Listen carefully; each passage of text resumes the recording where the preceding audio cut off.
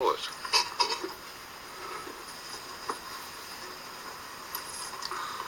mean, it's nice that you have all these things in place, but boy, it sure didn't work in Al Farouk, and I don't know how you think you can control it here. Mayor Winston, Councilmember Wilcox, by basing the parking numbers on the total number of seats in the auditorium, unless there were standing room only issues or unless the conditions were violated, we would not anticipate any parking overflow issues. But by our very own words, we have no authority to go in there and even check.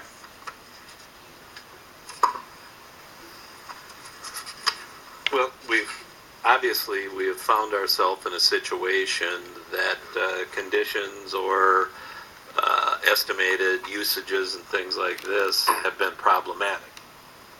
And so how do we not find ourselves in that arena again?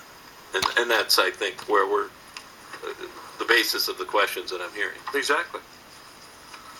Sure. Mayor Winston, I think the way we're addressing that is by assuming worst case scenario, not basing the parking on the projections of the applicant, but rather the capacity of the space.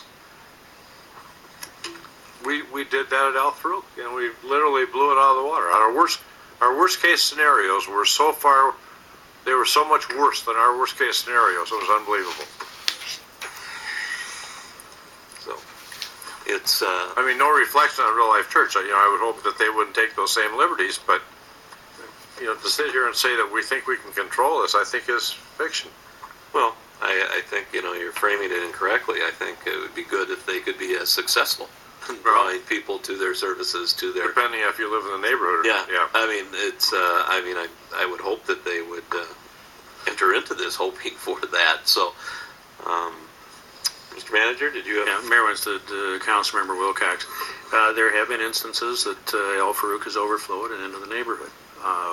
They did some things on the front end during the shakedown cruise that caused them to bump out into the neighborhood. They then separated their services, and without their festival, they are back within the confines of what they said they would be doing on an ongoing basis. We lived and learned. They lived and learned. And that they, like any other assembly in the community, is going to have those 2, 3, 4, 5, 6 times a year that they are going to overflow into the neighborhood. I think Councilmember Peterson indicated that one of the churches on the east side had their annual fall festival, and they were flowing all over the neighborhood. They're going to do so for certain other events, but it's trying to limit it to the number of times during the year. I think in this particular case, the number of parking spots available on this site is very significantly above what that assembly area at full capacity is probably going to be used, more so than what was the case over at Al Farouk.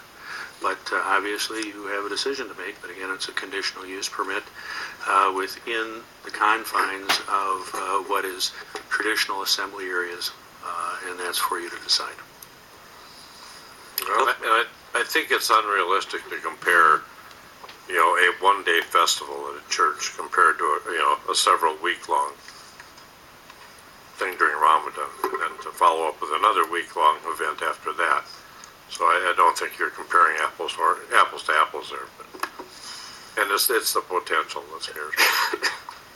Councilmember Beloga. Thank you, Mr. Mayor. During our previous discussions with the other facility, city attorney had stated that for us to go back as a city